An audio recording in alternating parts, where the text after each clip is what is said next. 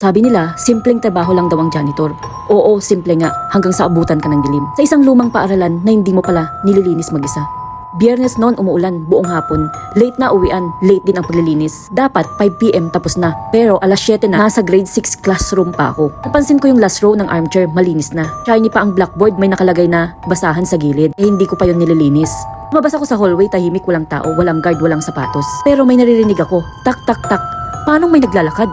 Sinundan ko papunta sa clinic, bukas ang pinto, maliwanag sa loob, pero hindi clinic chair yung nakita ko. May armchair, nakapila, then may boses. Umupo ka muna, kami nang bahala.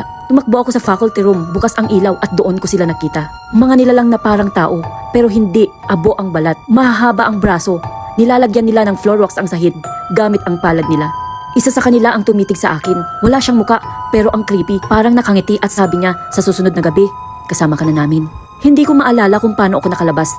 Next thing I knew, nasa jeep na ako, pawis na pawis. At kinabukasan, nag-leave ako. After 1 week, resign. Ang tanong-tanong. Pero sa tuwing dadaan ako sa eskwelahan, ang kinis ng sahig. Ang linis ng bintana kahit weekend. Parang may gumagalaw sa loob ng classroom.